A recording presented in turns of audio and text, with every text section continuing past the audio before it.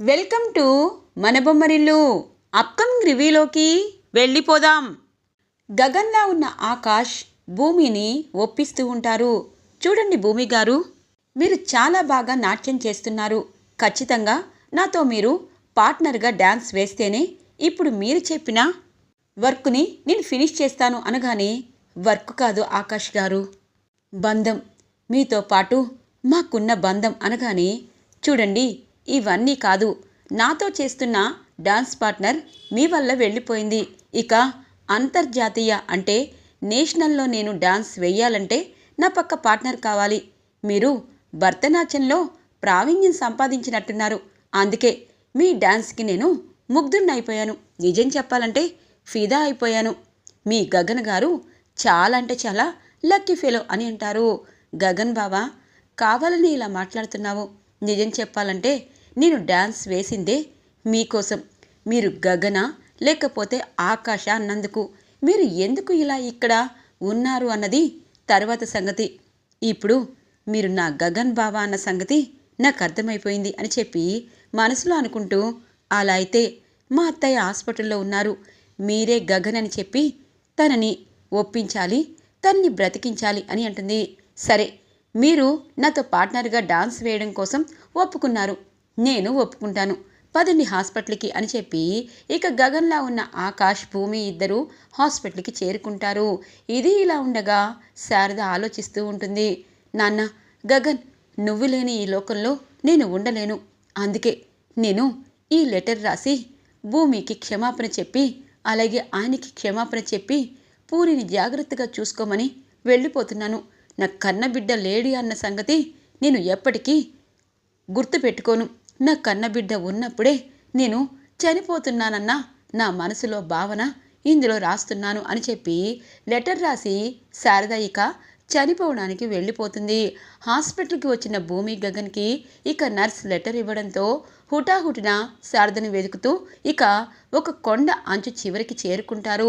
అత్తయ్య, అత్తయ్య, ఆగండి అని చెప్పి పాపం భూమి ఏడుస్తూ ఉంటుంది. కానీ శారద మాత్రం, లేదు, నేను చనిపోతాను, నా కొడుకు లేని జీవితం నేను జీవించలేను అని చెప్పి దూకేయబోతూ ఉంటే అప్పుడు పిలుస్తారు గగన్లా ఉన్న ఆకాష్. అమ్మా అని పిలవడంతో ఒక్కసారిగా వెనక్కి తిరుగుతుంది శారద. ఇక శారదని చూస్తూ పరుగు పరుగున వచ్చి, అమ్మా, ఎందుకమ్మా ఇలా చేస్తున్నావు? నేను ఆట పట్టించాను అంతే అని అంటారు. అవునత్తయ్య, మన గగన్ బావ, నా గగన్ బావ మనల్ని ఆట పట్టిస్తున్నాడు అనగానే, గగన్, ఆట పట్టించడం ఏంట్రా? ఈ అమ్మతో నువ్వెప్పుడు ఇలాంటి ఆటలు ఆడలేదు. నిజంగా నువ్వు నా గగన్వే కదా, ఆకాశం కాదు కదా అనగానే, లేదమ్మా, నీ గగన్నే అని అంటారు గగన్లా ఉన్న ఆకాష్. మరి ఇక్కడెందుకు ఉన్నావు ఇలా అనగానే, అత్తయ్య, అదంతా సీక్రెట్ అంట. బావా కొన్ని రోజులయ్యాక మనకి అన్ని నిజాలు చెప్తాడు, సరేనా అని అంటుంది భూమి. సరే, అవన్నీ నాకు అవసరం లేదు. నా కొడుకు నన్ను అమ్మ అని పిలిచాడు, చాలు. ఈ ప్రాణం ఇక ఎట్టి పరిస్థితిలోనూ ఎక్కడికి వెళ్ళదు, వీడి దగ్గరే ఉంటుంది అని చెప్పి అంటూ ఉంటుంది శారద. ఇది ఇలా ఉండగా ఎస్పీ సూర్య ఇక అపూర్వకి చెప్తూ ఉంటారు. చూడండి, మీ బావ శరత్చంద్ర గారికి మీరే ఒప్పించాలి. ఇప్పుడు భూమి చనిపోయిన గగన్ ఫ్యామిలీని పట్టుకొని తిరుగుతుంది. భూమి జీవితం ఇలాగే ఇలాగే వ్యర్థమైపోవాలా? అదే ఎస్పీ సూర్యకిస్తే తను పిల్లా పాపలతో ప్రశాంతంగా జీవితం అనుభవిస్తుంది బావా. ఇప్పుడు గగన్ చనిపోయాడు, శారద పిచ్చిదానిలా ఎక్కడో ఉంటే భూమి కూడా వెతకడానికి వెళ్ళింది అని చెప్పి మీ బావ, అదే శరత్చంద్ర గారికి నువ్వు మాటల్లో చెప్పచ్చు కదా అత్తయ్య గారు అని అంటారు సూర్య. సూర్య, నీకు చాలా ఎక్కువైంది. నేను డబ్బులిస్తే గగన్ని చంపావు, మర్చిపోయావా అనగానే, అయ్యో అపూర్వ అత్తయ్య గారు, ఎందుకిలా మీరు టెన్షన్ పడుతున్నారు? చిన్న విషయమే కదా. శరత్చంద్ర గారిని ఒప్పించేస్తే ఇటు భూమి ఆస్తిని, అటువైపు తార విషయంలో మీరు ముందడుగు వేశారు కదా. ఇప్పుడు గగన్ ఇంట్లో తార, ఆ పూరి, ధృవ ముగ్గురు ఉన్నారు. ఇప్పుడు అటువైపు కూడా మీ కన్ను పడింది కాబట్టి మీకు ఆస్తి విషయంలో ఎటువంటి పొరపాట్లు జరగవు. నాకు భూమి మాత్రమే కావాలి. మీరు ఎంత త్వరగా ఒప్పిస్తే అంత త్వరగా మీరు చేసిన పాపాలు, ఘోరాలు, నేరాలు బయటికి రాకుండా చూసుకుంటారు. అంతే, సింపుల్ అని చెప్పి వెళ్ళిపోతారు సూర్య. అంటే ఈ సూర్య నాకు బ్లాక్మెయిల్ చేస్తున్నాడా? నిజం చెప్పాలంటే వీణ్ణి కూడా నేను లేపేస్తే ఒక పని అయిపోతుంది కదా అని అనుకుంటుంది అపూర్వ. ఇక అపూర్వ తారని మీట్ అవుతుంది. చెప్పండి ఆంటీ, ఆ పూరికి ఆ ఇంటికొచ్చాక నోరెక్కువైంది. అలాగే దాని పేరు మీదే ఆస్తి ఉంది. భూమినే వారసురాలు మా గగనన్నయ్య భార్య, మా భూమి వదినే, తనకే ఈ ఆస్తి చెందుతుంది, నాకు కాదు అని అంటుంది అనగానే, ఓ అక్కడి దాకా వచ్చిందా, సరే అయితే పూరిని పైకి లేపేతారా అని అంటుంది. లేపేయడం అంటే అని అంటుంది తారా. చంపేయడం. ఇప్పుడు ఆ ఆస్తికి పూరి మాత్రమే ఉంది.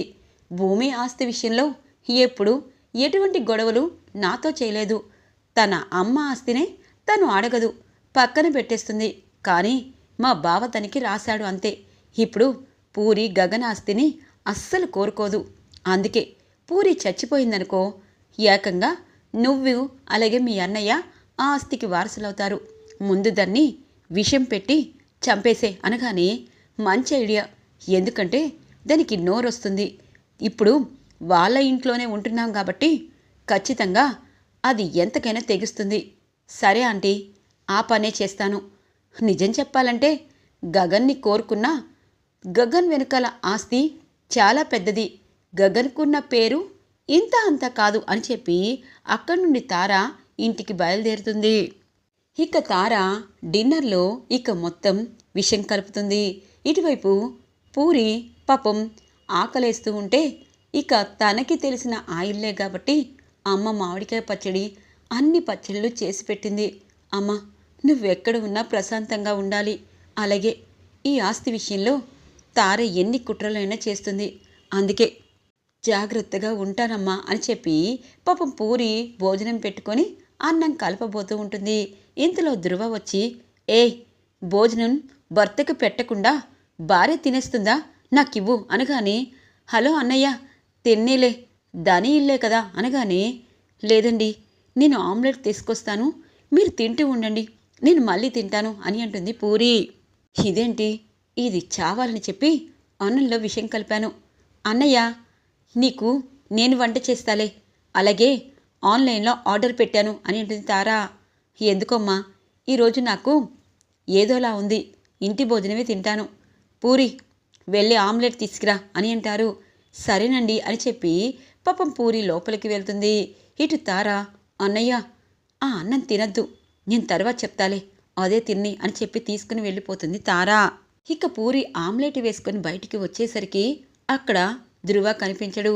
తార వచ్చి, నువ్వు భోంచేసేలే పూరి, నేను ఆన్లైన్లో ఆర్డర్ ఇచ్చాను కదా అనగానే, సరే అని చెప్పి భోజనం చేస్తూ తనెందుకో డౌట్ వస్తుంది.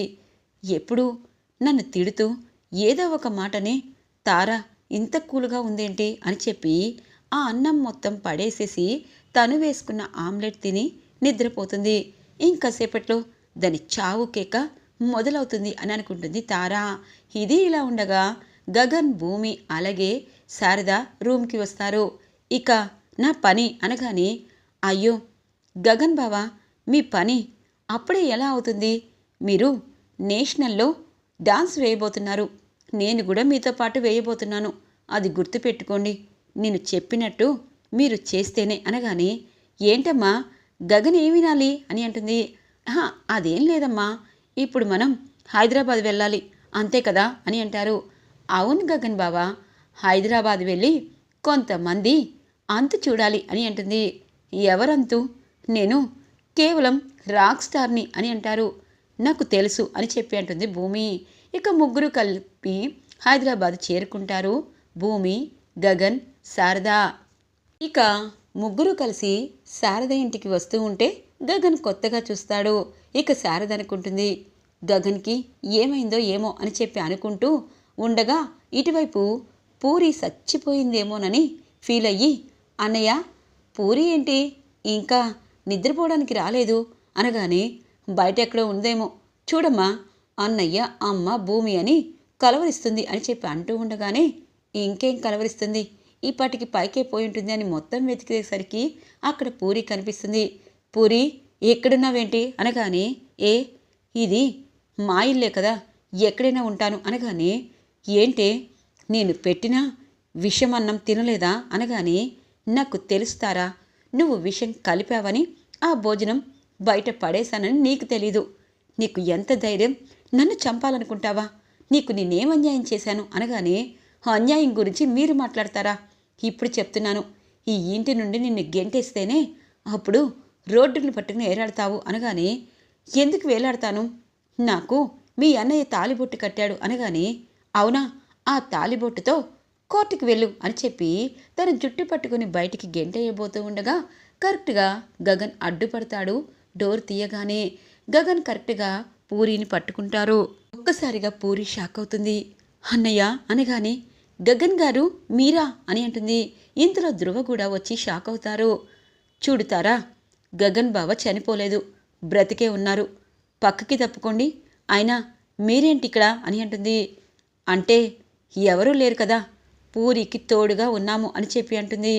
ఇదేంటి, గగన్ బ్రతికుండడం ఏంటి అని చెప్పి గగన్ గారు అని చెప్పి దగ్గరికి రాబోతూ ఉంటే తారని విసిరి కొడతారు గగన్. ఇక ధ్రువ బావా అనగానే, ఇక్కడ ఏం జరుగుతుంది, మీరేం చేస్తున్నారన్నది గ్రహించకుండా ఉండలేదనుకుంటున్నావా? ఇక్కడ నా చెల్లి పూరిని బయటికి ఎందుకు గెంటేస్తున్నావు తారా? ఇది మా ఇల్లు కదా అని అంటారు. అంటే అనగానే, అన్నయ్య నువ్వు లేవని వీళ్ళు ఎంత దుర్మార్గంగా ప్రవర్తిస్తున్నారో మీకు తెలుసా? నన్ను కొట్టడం, తిట్టడం, ఆఖరికి అన్నంలో విషం కూడా కలుపుతున్నారు. మీ ఇద్దరిని విడదీసిన పాపం నాకు తగిలిందన్నయ్య. భూమి వదిని వదలద్దు. ఈ తార నన్ను ఎంత టార్చర్ చేసినా, ఆఖరికి నన్ను చంపినా నువ్వు భూమి వదినతోనే ఉండు. వదిన నన్ను క్షమించు అనగానే, పూరి అలా అనద్దు. తారా ఎందుకిలా ప్రవర్తిస్తున్నావు? గగన్ బావ నన్ను పెళ్లి చేసుకున్నాడు. అలాగే గగన్ బావ గురించి నీకు తెలుసు. ఇప్పుడు పూరిని ఎందుకు టార్చర్ చేస్తున్నావు? మీరు కూడా మా పూరిని ప్రేమించాను అన్నారు, ఇదేనా అని అంటుంది. ఆపండి, నా చెల్లికి అన్యాయం జరిగితే నేను చూస్తూ ఊరుకోను. మనస్ఫూర్తిగా బావని ప్రేమించింది అనగానే, ఓ, బావని మనస్ఫూర్తిగా ప్రేమించినప్పుడు పూరిని బాధ పెట్టకూడదే, గగన్ గారి గురించి ఆలోచించాలి. కానీ అలా ఆలోచించలేదు. ఇప్పుడు మీ ఇంట్లో ఉండకుండా ఇక్కడికి ఎందుకు వచ్చారు అని అడుగుతుంది. అయ్యో భూమి వదిన, ఈ ఆస్తంతా తారా అలాగే ఆయన చేజెక్కించుకోవాలని వచ్చారు అని చెప్పి అంటుంది. ఇప్పుడు అర్థమైంది. అమ్మ భూమి, మన పూరికి వీళ్ళు మోసం చేస్తున్నారు అనగానే, అమ్మ నువ్వు పైకి వెళ్ళు, భూమి నువ్వు వాళ్ళని పైకి తీసుకువెళ్ళు అని అంటారు. ఇక గగన్ బ్రతికే రావడంతో, అమ్మ పూరి నువ్వు కూడా పైకి వెళ్ళు అని అంటారు. ఇక తార ధ్రువ ఇద్దరు, ఏంటి ఏం మాట్లాడాలి, వాళ్ళు చెప్పిందంతా నిజం కాదు అనగానే, వాళ్ళు చెప్పింది నిజమో అబద్ధమో అన్నది పక్కన పెట్టండి. నా చెల్లి పుట్టింటికి వచ్చింది, మీరు మీ ఇంటికి వెళ్ళొచ్చు. ఇప్పుడు నేను బ్రతికే ఉన్నాను కాబట్టి ఇక ఈ ఆస్తి పాస్తుల గురించి ఎక్కువగా ఆలోచించదుతారా. అలాగే భూమి ఎప్పటికీ నా భూమినే, నువ్వెప్పుడు తారవే. చూడు బావా, ప్రేమించిన అమ్మాయిని మోసం చేసి మీ చెల్లి కోసం తన జీవితాన్ని పణంగా పెడుతున్నా నీలాంటి వాణ్ణి ఎక్కడా చూడలేదు. ఇప్పుడు చెప్తున్నాను, నా చెల్లిని పువ్వుల్లో పెట్టి చూసుకోకపోతే మీ మీద నేను ఎటువంటి యాక్షన్ తీసుకుంటాను అన్నది త్వరలో తేలుతుంది. మీ ఇంటికి మీరు వెళ్ళొచ్చు అని అంటారు గగన్. రా అన్నయ్య, మనకి ఇల్లు లేదనుకుంటున్నావా అని చెప్పి తీసుకుని వెళ్ళిపోతుంది. ఇక ఇటువైపు తారా తెల్లగా తెల్లవారుతుంది. గగన్ భూమి ప్రెస్ మీట్ పెడతారు. గగన్ని చూసిన అపూర్వ అలాగే శరత్చంద్ర, ఇటువైపు ఎస్పీ సూర్య షాక్ అవుతారు. వీడు బ్రతికే ఉన్నాడా? మరి భూమి ఎందుకు చెప్పలేదు అత్తయ్య గారు అనగానే, వాడు బ్రతికే ఉండే అవకాశం లేదన్నావు కదా సూర్య అని అంటుంది. మరి ఇప్పుడు వీడు ఖచ్చితంగా గగన్ కాదు, భూమి ఏదో నాటకం ఆడుతుంది, అందుకే ప్రెస్ మీట్ పెట్టింది. ఇప్పుడు గగన్ బ్రతికే ఉన్నాడని ప్రెస్లో అందరికీ తెలిసి తరువాత అసలు ఏం జరిగిందో నిజం రాబట్టాలని ఇదంతా చేసుండొచ్చు. చూడండి, భూమిని నాకిచ్చి పెళ్లి చేస్తాను అన్నారు. వాడు నకిలీ గగనని మనం ఆధారాలతో సహా బయట పెడితే అప్పుడు భూమి ఏం చేయలేదు అని అంటారు సూర్య. తప్పకుండా అదే చేస్తాను. అలాగే ఆ భూమిని కూడా చంపేస్తే ఇక ఎటువంటి ఆస్తి పాస్తుల గురించి ఎవరు ముందుకు రారు అని చెప్పి అంటుంది అపూర్వ. మీరు ఆ పనిలో ఉంటే నేను మీ పనిలో ఉంటాను. ఎందుకంటే భూమిని మీరు చంపితే మిమ్మల్ని నేనెందుకు వదులుతాను అని అంటారు సూర్య. అమ్మో వీడి గోల ఇది కదా, ఏదో మాట వరుసకు అనేశాను అని అంటుంది అపూర్వ. ఈరోజు రివ్యూలో ఇంట్రెస్టింగ్గా ఎండ్ అవుతుంది ఫ్రెండ్స్. రాబోయే రివ్యూ కోసం మా ఛానల్ని సబ్స్క్రైబ్ చేసుకోండి. Thanks for watching friends.